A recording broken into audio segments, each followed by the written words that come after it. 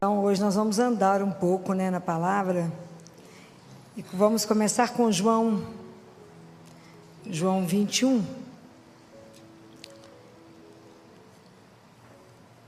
Gostaria de conversar com vocês, nesta semana e na semana que vem, sobre um assunto que se chama recomeçar. Mas para a gente recomeçar, nós temos que ter algumas palavras que nos ajudam a ficar de pé. E a gente vai ter como base, como leitura de base, primeiro vai ser João 21. Então vamos relembrar essa história, O que está narrando aqui em João 21, que foi logo depois que Jesus morreu. Jesus morreu, os discípulos estavam parados diante do mar da Galileia. Estava escurecendo, eles estavam desorientados, confusos, desnorteados, mais ou menos como a gente. Quando a gente vive situações de perda, de fracasso, situações de desilusão, situações que a gente não está esperando acontecer, e a gente fica paralisado. Vocês imaginem, esses homens tinham convivido com Jesus durante 3 anos. Jesus tinha passado naquele mesmo lugar, tinha convidado, e tinham ficado encantados, seduzidos. Viveram uma onda de amor. Vocês imaginam que tudo que esses homens viram? Viram o cego enxergar, viram o surdo ouvir, viram a ressurreição de Lázaro, passaram perto de um cortejo, de um defunto, e Jesus bate lá na viúva de Naim, na história, lá, bate lá no caixão e fala: levanta, vai lá ver sua mãe. Pode imaginar o que esse povo viu. Viram a transfiguração. Eles viviam pescando, mas nunca tinham andado em cima do mar. Andaram no mar, andaram sobre o mar. Viram multiplicação de peixes, viram tudo. E de repente Jesus morreu. Pode imaginar o que foi isso para eles? Que desolação. Eles não sabiam o que fazer, como nós muitas vezes não sabemos o que fazer diante de uma situação que nos pega de surpresa. Então eles ficaram parados, todos eles lá diante do mar. Ainda estava escurecendo, era exatamente a tristeza que estava no coração deles, a escuridão que estava dentro do coração deles. Como fica no nosso, a gente não enxerga mais nada. Então Pedro falou: vamos pescar. Aí falou: então nós vamos todo mundo pescar. Quer dizer, vamos voltar ao que era? Vamos esquecer que lá foi uma ilusão. Vamos esquecer, não vai ter jeito de mais nada. Vamos embora, vamos pescar. Pescaram a noite inteirinha. Conseguiram alguma coisa? Nada, absolutamente nada. E mais desiludidos, Porque buscaram as coisas pelas forças deles e não conseguiram nada.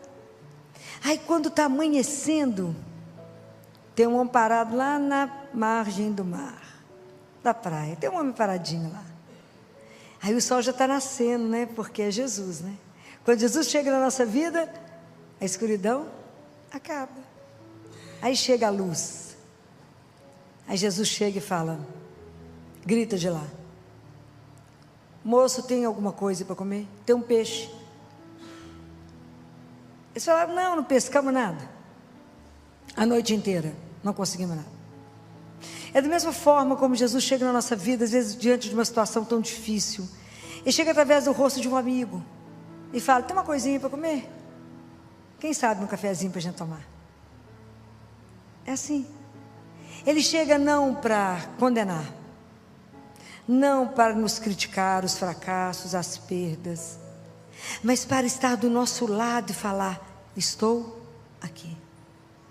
E se Ele está aqui, a chama de amor no nosso coração volta. A certeza da presença de um Deus vivo volta. Então, é possível. Aí a fé reacende e é possível arriscar. Joga a rede, só mais uma vez. Mas não pescamos nada, mas só mais uma vez. E aí, transborda. É isso, A fé é que nos dá a força necessária para que a gente possa continuar o caminho. É a fé que fala: arrisca mais uma vez. É a fé que fala com você assim: olhe de frente pela sua dor. Assume o seu problema. Olha para ele. Veja que é possível ser transformado. Veja que quando na nossa vida não tem mais razão, não tem mais saída, quando a situação é impraticável, fala, não vamos conseguir, Deus fala, agora é minha vez, agora é comigo, e eu posso. Prestem atenção no outro trecho, quando Madalena corre no sepulcro, Jesus estava enterrado, corre de manhã, de madrugadinha, para poder arrumar o corpo dele, e ela chega lá, e o túmulo está vazio. Isso é espetacular. O túmulo está vazio. Se ele tivesse cheio, era um túmulo habitado por um morto. Estava vazio e os panos dobrados, quer dizer, a história não acabou, tem muito por vir. É assim na nossa vida, na hora que você tem um fracasso, na hora que você tem uma decepção e fala, oi, não acabou não, tem muito por vir, tem muito ainda por acontecer, tem muita coisa ainda que vai ser transformado. Jesus pegou a morte e fez assim com ela, quebrou ela, tirou o poder dela e disse, você não tem a última palavra, você tem a penúltima palavra. Deus destruiu a morte, destruiu. Então para todo fim tem um recomeço, guardem isso, para todo fim tem um recomeço. Então nós não podemos desistir, não podemos desanimar, porque do meio da perda, do meio da morte, do meio de toda situação difícil, da desilusão, da derrota, Jesus sussurra-se no seu ouvido. Ele sussurra, né? Porque ele é muito doce, né? Ele fala assim, mas você pode recomeçar. No meio da sua perda, no meio da sua dor, no meio do seu sofrimento, tem uma bênção reservada para você. É possível recomeçar. Nós podemos fazer isso, não sozinhos, mas nós podemos recomeçar. Então isso é belíssimo. Mas para a gente poder fazer o caminho do recomeço, nós precisamos de palavras essenciais. E nós precisamos de 5 palavras para poder recomeçar. Precisamos de confiança, precisamos de esperança, precisamos de reconciliação, transformação e inquietação. Como todas essas palavras que eu vou falar com vocês, elas são citações bíblicas, se eu falasse todas elas hoje, acho que vocês iam ficar muito cansados e vocês não iriam guardar tudo. Então eu optei por fazer a introdução e discutir com vocês hoje 2 palavras. A semana que vem eu discuto 3 outras palavras para que vocês possam assimilar melhor, né? Tudo isso. Então a primeira palavra que nós vamos falar é da confiança. E a confiança é um caminho. É um caminho. E Jesus, quando a gente fala eu confio em alguém, a confiança do ponto de vista bíblico, ela é sinônimo de fé. Então a minha confiança é em uma pessoa. Eu não tenho confiança numa ideia. E Jesus, se vocês olharem vários trechos da Bíblia, Ele está sempre nos estimulando a acreditar. Não tenhais medo, coragem. Ele está sempre nos estimulando a confiar. Mas eu escolhi um trecho bíblico para que a gente pudesse ter como modelo, trabalhar esse texto da confiança. E esse texto da confiança está também em João, só que no capítulo 1, no versículo 47, que é quando Filipe vai encontrar Natanael. Lembram disso? Filipe já tinha conhecido Jesus, já tinha se convertido, já foi uma conversão mais fácil. Aí ele vê Natanael lá debaixo de uma figueira, ele vai lá atrás de Natanael, cutuca Natanael e fala, encontramos aquele de quem escreveram Moisés na lei e os profetas, Jesus, o filho de José, de Nazaré. Perguntou-lhe Natanael, de Nazaré pode sair algo de bom? Filipe lhe disse, vem e vê. Jesus viu Natanael vindo até ele e disse a seu respeito, eis verdadeiramente um israelita em quem não há fraude. Natanael lhe disse, de onde me conheces? Respondeu-lhe Jesus, antes que Filipe te chamasse, eu te vi enquanto estavas sob a figueira. Então Natanael exclamou, Rabi, tu és o Filho de Deus, tu és o Rei de Israel. Jesus lhe respondeu: crês só porque te disse, eu te vi sob a figueira? Verá coisas maiores do que essas. E lhe disse: em verdade vos digo, vereis o céu aberto e os anjos de Deus subindo e descendo sobre o Filho do Homem. Palavra da salvação. Então, esse trecho aqui, a confiança, ela vai sendo uma construção. Quando Filipe chama Natanael, a primeira atitude de Natanael é de sarcasmo e de incredulidade. Ele fala: mas de Nazaré tem alguma coisa que presta? De preconceito. E todas as vezes que a gente estabelecer preconceito na nossa vida, nós não vamos conseguir caminhar. Porque o preconceito, ele vai nos deixar paralisados. A gente não consegue desbloquear para ver além de. Então, mas Natanael, apesar do preconceito, ele foi, né? Ele falou: então, vinde ver e veja. Quando ele pergunta: de Nazaré pode sair algo de bom? Todos nós temos dentro de nós uma Nazaré, um lugar que a gente desconfia, porque Jesus sempre nos surpreende. A gente nunca imagina que Deus vai nos falar através daquilo que a gente não quer ver em nós. Tem coisas em nós que a gente quer esconder, não quer que ninguém conheça, e é de lá que Jesus quer nos chamar. Então, será que pode sair algo de bom do meu pecado? Será que pode sair algo de bom da minha fragilidade, da minha miséria? Será que pode sair algo de bom dessa situação cotidiana que eu não dou conta de viver? Será que pode sair algo de bom quando eu faço um propósito e eu não consigo cumprir?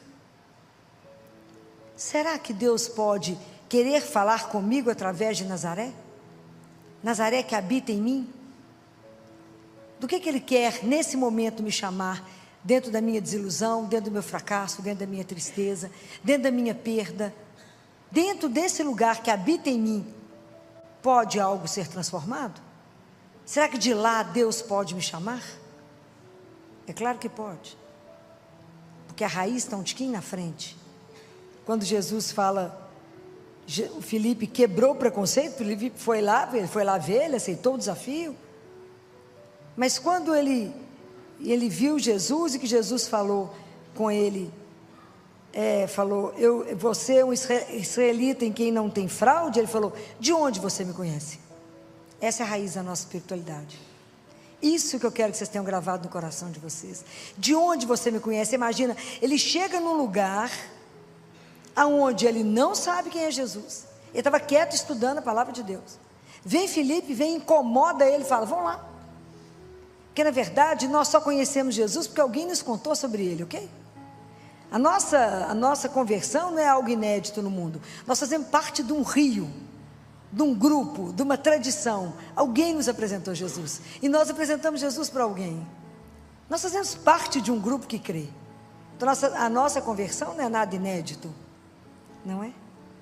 Alguém te apresentou, alguém também te incomodou para poder falar dele, mas ele aceitou. Vocês imaginam, ele chegou diante de alguém que seria desconhecido, e Jesus fala com ele: eu te conheço. Pois é, essa é a raiz da nossa espiritualidade, essa tem que ser o centro. Nós temos que ter a consciência que cada um de nós é conhecido por Deus. Deus te conhece antes da criação do mundo. Todos os fios de cabelo da sua cabeça estão contados por Ele. Só Ele sabe quantos fios de cabelo. Não adianta falar: mas eu tenho luzes. Ele também sabe quantos são louros, quantos são pretos, ele sabe tudo. Só Ele sabe. Ele te fez antes da criação do mundo. Vocês têm que ter isso na cabeça. Deus me criou por amor, então Ele me conhece, Ele me ama, Ele sabe quem eu sou. Então isso é uma coisa escandalosa, você chegar num lugar. Imagina Filipe diante dele, com Natanael. Quando Natanael se descobre conhecido, amado, querido. Deus quer que você entenda que a sua vida é bem-aventurada, é querida, é amada. Mas eu estou no fracasso, eu estou no pior. Ele continua te amando da mesma forma. Eu errei, eu pequei, Ele continua te amando da mesma forma. Deus nunca ama o pecado, mas Ele ama o pecador. Isso ninguém pode quebrar de você. Isso ninguém pode te destruir. E isso é o que te dá segurança para caminhar. É o que Paulo fala na carta aos Romanos. A gente é exprimido demais para todo lado, mas a gente consegue sobreviver, não consegue ser destruído por causa desse amor que é incondicional. Esse amor que vai te pôr de pé, essa confiança que vai te pôr de pé, porque você é conhecido, querido e amado. Isso é uma coisa que vocês têm que carregar dentro de vocês, que é essa confiança que te dá segurança para caminhar.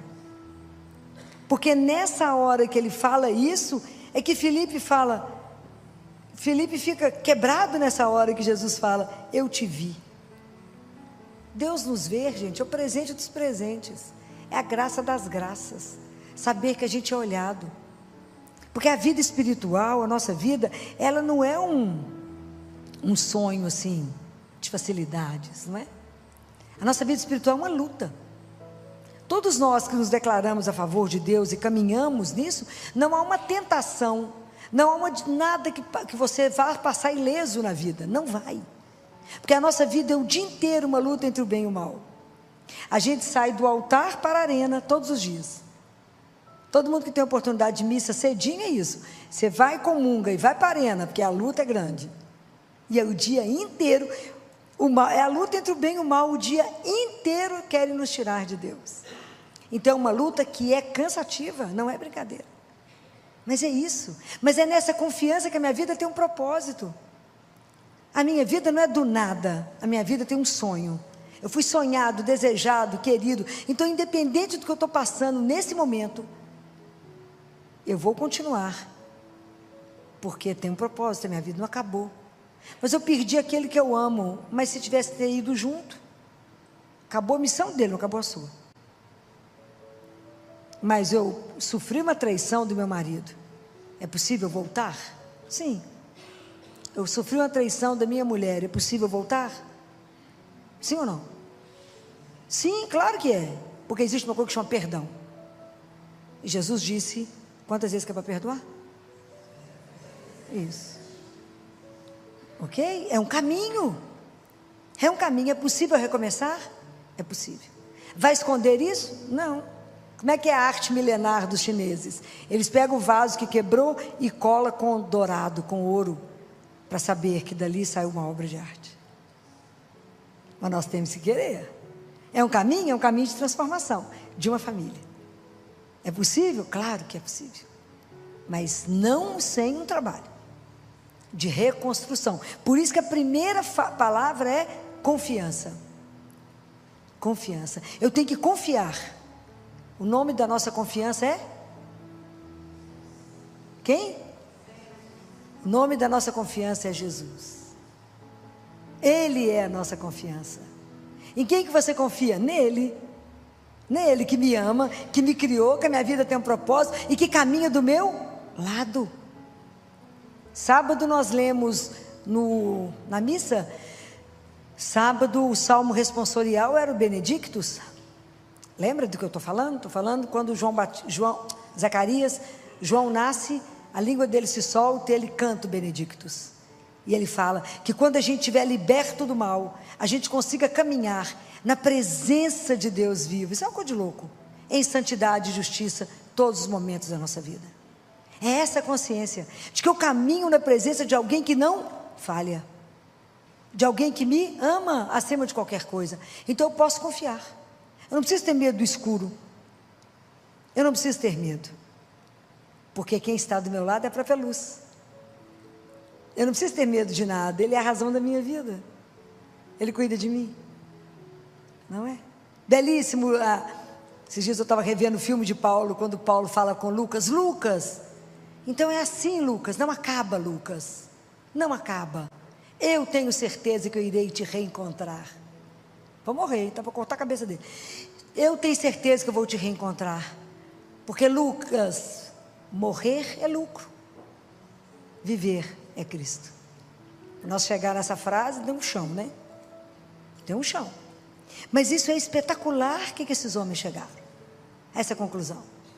Bem, aí quando Natanael escutou isso, Natanael foi quebrado, né?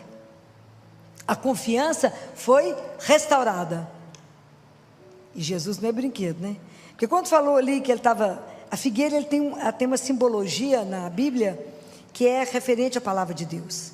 Então, estar sob a figueira é, na verdade, você estar meditando as palavras de Deus para você se alimentar, né? Você experimenta a doçura de Deus. A doçura, né? Porque a palavra de Deus é aquilo que nos alimenta. Aquilo que Deus Pai fala para Catarina de Siena: Catarina, vocês são corpo e a alma é incorpórea, ela só se alimenta da palavra. Então nós temos que nos alimentar da palavra. E aí quando Jesus viu que Natanael, que a coisa foi refeita, ele relembra para ele, Jesus, ele faz um desafio para Natanael, né? Fala com ele: você está acreditando só porque eu falei que eu te vi debaixo da figueira? Coisas muito maiores do que isso você verá. E aí ele relembra a questão da escada de Jacó, né? Fala: você verá o céu aberto e os anjos subindo e descendo sobre o Filho do Homem. Guarda uma coisa: seja a situação mais sombria que você estiver vivendo, o momento mais difícil da sua vida, o céu está atento à sua vida. Nada escapa aos olhos de Deus. Deus cuida de você. Todo o céu se mobiliza por você. Deus nunca vai desamparar aquele que confia nele. Nunca. Guardem isso. Se Deus cuida do verme da casca da árvore, Ele jamais deixará de cuidar de um filho dele. Jamais. Quem falou isso foi ele, não fui eu não. Está lá no livro da Catarina de Siena. Catarina, eu cuido do verme da casca da árvore. Como eu posso esquecer de um filho meu? Não posso. É nessa confiança, desse sustento que eu digo, é o sustento da presença de um amor, de alguém que conduz, que a gente permanece. E aí Jesus fala uma coisa linda. Quando Jesus fala isso para Natanael, só isso que você ficou encantado, Natanael? Você vai ver muito mais. O que Jesus quer dizer para Natanael? Quer dizer que quando a gente tem Jesus, quando a gente tem Ele, o melhor ainda está por vir. Pode ter certeza. Você acha que já chegou no fim? Tem muita coisa melhor que te aguarda. Essa confiança que a gente tem que ter, essa certeza, né? Não, eu estou com Jesus, então melhor estar por vir. Acreditem nisso. Essa é a palavra que tem que te manter de pé. Essa é a primeira palavra. A segunda palavra é sobre a esperança. A esperança é o que nos põe de pé, né, gente? A esperança é o nosso sustento, né? É o respiro da alma. A gente sem esperança, a gente não caminha, a gente não dá conta, né? Então, o trecho da Bíblia que eu trouxe para vocês, para a gente discutir a esperança, é Mateus 25, que é sobre a parábola das 10 virgens. Lembra? As 10 virgens que estavam com as lâmpadas acesas, esperando o noivo. Umas mantiveram acesas e as outras não compraram o óleo e a lâmpada apagou. Então, na verdade, aqui revela para nós a demora do noivo. O noivo está demorando. Jesus morreu, ressuscitou, falou: vai voltar daqui a pouco. Nós estamos esperando, tem 2000 anos, né? Daqui a pouco ele volta, nós estamos aí na espera. Mas nós sabemos que ele vai? Eu tenho certeza. Vocês têm dúvida disso? Nenhuma. Vai voltar. Gostaria de estar aqui quando ele voltasse, não sei, né? Mas gostaria de estar. Bem, então essa parábola ela é muito rica, porque a gente precisa fazer uma pergunta para nós: quem apagou a sua luz? Quem apagou? Quem quebrou sua esperança? Quem tirou de você a coragem de continuar? Quem apagou a luz? Aonde a desilusão te colocou no chão? Aonde você passou a viver o sono do espírito? Você adormeceu igual as noivas, esqueceu do óleo, esqueceu do azeite, dormiu, ficou letárgico, esqueceu de quem você crê, se apagou e passou a viver uma vida água de chuchurrala na superfície. Perdeu a paixão, perdeu o desejo, perdeu a vontade de viver a vida com coragem, com força, com paixão para viver para Ele, por Ele, com Ele e nele.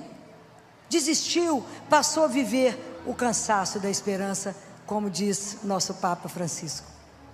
Isso é encontrar os cristãos, está tudo morno, um bando de morto, vivendo o cansaço da esperança. Perdemos o vigor, perdemos a alegria, perdemos o prazer de acordar pela manhã e de viver para Deus e somente para Ele. Vivemos por causa do cansaço da esperança se arrastando. A esperança não pode arrastar. A esperança é aquela que te põe de pé e fala, vamos, mas está difícil, não. A esperança é aquela que fala, hoje eu falava com uma moça que falou, chegou, perdi o emprego, falei, menina, fechou uma porta, Deus abre várias. A esperança é aquela que me dá a certeza que se eu puser o pé, Deus põe o chão. A esperança de que Ele não vai faltar. A esperança que no último minuto Ele chega, que Ele não vai me decepcionar. É a certeza absoluta que eu não vou cair no vazio. A certeza que eu sou amparada, que eu sou amada, que eu sou cuidada, que eu não caminho em vão, que eu caminho numa presença, numa companhia e caminho com Ele e para Ele. Então, quem foi capaz de apagar a sua chama? Essas tochas apagadas são aqueles cristãos que no primeiro momento se entusiasmaram e depois não cultivaram o azeite que o Espírito Santo te deu. E eu não posso dar para você o azeite que Ele deu para você. Somos nós que temos que cuidar da nossa fé, somos nós que temos que alimentar a nossa esperança, somos nós que temos que ter coragem de caminhar sem desanimar. Mas Ele está demorando, não importa, Ele vai chegar. Ou eu chego lá primeiro, ou Ele chega aqui, mas Ele vai chegar. Não tenha dúvida que esse reencontro está marcado e ele vai acontecer. Então a gente caminha sabendo que a vida tem um propósito, a vida não está solta. Ah, mas eu perdi, eu quebrei. Uai, você quebrou, foi dinheiro, minha filha, não quebrou o seu. A gente começa de novo. Não foi você que foi quebrado, foi o dinheirinho fica por aqui mesmo. A gente começa de novo. Você pode recomeçar. Quantas histórias, o melhor está por vir. Por quê? Porque eu confio. E se eu estou com Ele, Ele sempre tem uma coisa melhor guardada. E Ele vai me dar. Por quê? Porque Ele me ama. É isso que tem que estar guardado no coração de vocês. Essa esperança que amanhã vai ser melhor. Que nada pode impedir. A noite mais escura não pode impedir o sol de se levantar. Ninguém pode impedir a mão de Deus para vir me ajudar. Nada pode impedir. Mas o cristão tem que ter coragem de afirmar isso e viver isso. Nós temos que ter coragem. Nós temos que ter coragem de arriscar mais uma vez. Joga mais uma vez a rede. Mais uma vez acredite. Mais uma vez. Faça. Mais uma vez não desista. Por quê? Por causa dele. Porque a fé me diz que eis que estou convosco todos os dias. A fé me diz se não tenhais medo. Então a esperança, ninguém tem o direito de apagar a sua fé, ninguém tem o direito de destruir essa chama, ninguém tem direito de colocar você no chão. Levanta. Não é uma traição que te põe no chão. Levanta. Não é um fracasso profissional que te põe no chão. De pé. A gente recomeça. Não é porque eu fui traída, não é porque eu fui trocado de emprego, não é porque eu fui despedido hoje que eu vou ficar sentado olhando a vida passar. Porque nós temos duas opções: ou sentamos e viramos derrotista, passa a mão no passado, fala, ia ser assim. Mentira, nem ia acontecer nada que você pensou. Às vezes Deus fez muito melhor tirando essas coisas de você. O dia que a gente entender esse amor, cada coisa que a gente perder, a gente vai falar com Ele, obrigado, viu, querido, porque de alguma você está me livrando. Só Madre Teresa para falar com Ele, né? Eu agradeço, eu dou graças por tudo que Ele me tira. Se Ele não der tudo que eu quero, a gente fica de mal. Mas ela dava graças por tudo que Ele tirava. Como nós estamos longe de confiar. Como estamos longe de colocar nossa esperança nesse Deus que nunca dorme, que não falta, que vai nos dar muito além do que a gente pensou. O melhor está por vir. O melhor está por vir. Por quê? Porque Ele me ama. Então Ele está reservando algo muito melhor. Mas Ele espera que eu tenha coragem. Olha para frente, a fé te faz enfrentar o problema. Olha nos olhos do problema e fala: você não me destrói. Você não tem poder para isso. Eu sou um vaso de barro. O vaso pode quebrar, mas não sou destruída, porque Deus não permite. Compreendem? Ninguém pode nos destruir. Pode matar o corpo, mas não matar a alma. Eu tenho que ter medo de quem mata a alma, mas matar o corpo, ninguém mata.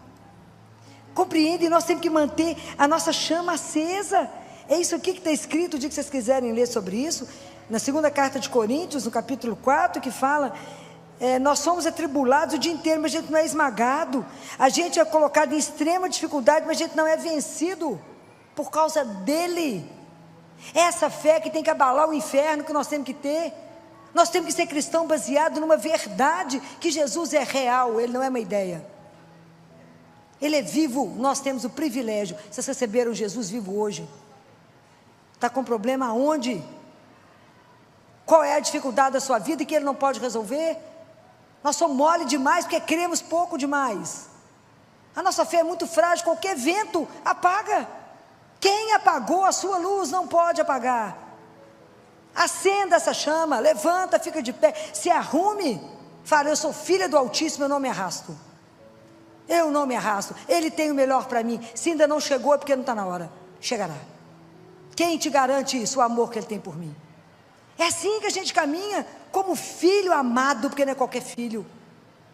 Um Deus que eu vou aqui no Santíssimo e falo com ele, e ele resolve, ele restaura. A gente chega aqui destruído, ele te põe de pé. Você chega doente, ele te fala: te curo. Que dia teremos essa fé? Larga de moleza. As situações difíceis não podem nos colocar no chão. Não podemos ser vítima. Nós somos donos da nossa história. Pega a rédea da sua vida, levanta e fala: vou mudar a minha história. Sozinha? Nunca. Com ele. Mas com ele quem te segura? Ninguém. É isso que vocês têm que ter coragem. Tem dificuldade? Que bom que tem dificuldade. A gente vai lá, conta tudo para ele e fala: pega que eu resolvo para você. A gente fica mal acostumado, igual menino mimado.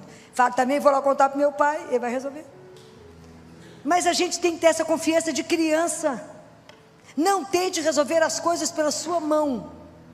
Senhor, eu estou sofrendo. Eu sei, eu estou vendo, mas eu estou aqui. Eu sou o bálsamo, eu posso melhorar a sua vida. Eu posso, confia em mim. Fala: mais ou menos. Então confia, treina mais um tiquinho. Confia, entrega, se abandona, e eu farei o resto. Como nós somos, como temos dificuldade para isso. Como temos dificuldade de se lançar. Como temos dificuldade de acreditar naquilo que eu não vejo, não é? Como eu tenho dificuldade, Jesus fala, já nem sei onde é que eu estava lendo, porque é tanta coisa que eu leio ao mesmo tempo, que às vezes eu não guardo. Mas ele estava falando, eu acho que foi para a irmã Maria Amália. O livro dela é belíssimo. Aquela freira de Campinas, 1900 e... esqueci, acho que é 39. Que a Nossa Senhora contou eles contaram sobre as lágrimas de Nossa Senhora. É lindo, aquela mulher teve todos os estigmas de Jesus, aquela freira, inclusive dos joelhos, onde Jesus caiu, machucou, ela teve todos. Foi uma freira de Campinas. E as conversas dela com Jesus é de morrer. Eu já fechei o livro 10 vezes, que eu não dou conta de guardar tudo, e tem umas partes que é muito difícil, falei: vou fechar. Difícil, vou pensar sobre o assunto, que é muito difícil. Mas ele fala: sabe aonde mais eu sofro? Ele fala: na hora da missa. Vocês têm ideia? Qual é o horário que ele mais sofre na missa? Essa palavra é dele, minha não. Tem ideia? Arrisca? Na hora da Eucaristia, porque meus filhos não acreditam que eu estou ali. Eu vou cheio de graça, cheio de coisa para derramar, mas o coração é tão duro que eu não tenho como deixar. Pensem nisso. E fala: uma mãe não faz qualquer coisa por um filho, por amor. Eu, por amor, faço o que eu quiser. Eu posso ficar escondido num pão. É por amor, eu posso. E eu sou o Todo-Poderoso. Eu posso ficar ali preso no sacrário por amor. Olha que vocês olharam no sacrário e falam: ele está preso ali por amor a mim, para ser a minha força, o meu sustento, a minha esperança, a minha confiança. Eu chego aqui destruído, vou lá, falo com ele, sai daqui, ótimo. Ele permaneceu, que se ele não ficasse, a gente não conseguiria ficar de pé. Compreendem? Então o nome da nossa esperança é um só. É Jesus. Não é otimismo. A esperança do cristão não é otimismo que as coisas vão bem. É além, muito além. A nossa esperança tem um nome, chama Jesus. O nome mais doce, né? A gente até estremece quando fala esse nome, porque é doce. É Jesus. Ele é a minha esperança. Com Ele vai dar o que errado? Nada. E vocês têm que ter coragem de dizer isso com todas as letras. Nada dará errado por causa do amor. Guardem isso. Mas o amor ele tem só por causa de você? Não. Cada um é filho único dele. Guardem isso. A hora que for comungar, a oração de São Tomás de Aquino vai nos ajudar a quebrar o nosso coração, para poder recebê-lo com a dignidade, com a pureza que a gente precisa receber. Estamos recebendo o Rei dos Reis, o Senhor da nossa história. Pensa bem, Ele nos criou e veio nos alimentar. Tem um santo que fala que depois que a gente comunga, a gente é igual o dragão, solta um fogo. Se acreditássemos, né? E põe fogo no mundo sozinho, mas não acreditamos. A gente entra morto e sai carregado. Família, você estava na missa? Não pode, minha filha, não foi na mesma que eu fui, não. Alguma coisa errada. Como que alguém pode sair pior do que chegou? Não pode. Essa é a hora que ele mais sofre, todos os dias, pela nossa indiferença. Que é como se a gente entrasse e saísse, não. Recebêssemos o Senhor, não acreditássemos. É claro que é um mistério, não precisa querer explicar, porque a gente não vai conseguir explicar. Mas a gente acolhe na nossa miséria e fala: eu creio, Senhor, mas aumenta a minha fé. Então, recomeçar, transformar a nossa história, viver uma outra história, escrever um outro capítulo. Fala: até aqui eu caminhei desse jeito, agora eu tomo a rédea da minha vida, pego a minha história e falo: sou uma filha amada, não vou viver nisso que eu estava vivendo. A partir de agora, a minha história tem um outro enredo que eu vou escrever. Como você vai fazer isso? É com Ele, é com Jesus, que vou perguntar a Ele: como é que o Senhor me vê hoje? Como é que o Senhor me deseja hoje? Como é que o Senhor me sonha hoje? Me ajuda a construir e escrever a minha história com o seu olhar, com o seu desejo, porque eu sei que é uma história de final feliz, porque o Senhor jamais sonharia algo de errado para mim. O Senhor jamais ia me colocar numa fria. O Senhor jamais ia escolher algo ruim para mim. Se eu estou sofrendo é por causa do meu pecado, que eu escolhi errado e não te pedi opinião. Mas agora eu quero começar de novo. Então vamos zerar? Vamos zerar. Eu vou lá, confesso, e a partir de agora eu começo uma nova história. Então nós vamos recomeçar? Vamos. Hoje vocês vão pensar essa semana, aonde vocês estão colocando a confiança de vocês, e aonde está a esperança de vocês. A sua mudança de história está na sua mão. Você pode recomeçar. Você é capaz de escrever uma outra história de sucesso, de alegria, uma história onde você pode revelar esse Deus de um poder extraordinário, que transforma a nossa miséria numa obra de arte. Está na mão de quem fazer isso? Na sua mão. Aí eu pedi a Patrícia, a Pati, que cantasse para nós uma música que foi escrita por uma pessoa que eu admiro muito, no momento de um sofrimento imenso, imenso. Era um jovem que tem um grupo de oração até hoje, estava casado, tinha um bebê de 6 meses, viajou em missão, na época que o celular era difícil, nem tinha tudo isso, e a mulher dele, jovem, teve um aneurisma e morreu. Ele achava que não daria conta mais, e achava que a vida dele era só agora pregar e criar a filha dele. Mas depois de cura, Deus colocou outra pessoa na vida dele, e hoje ele tem mais 4 filhos, né? E hoje ele com ela tem um trabalho belíssimo de missão, e ele escreveu essa letra dessa música. Eu quero...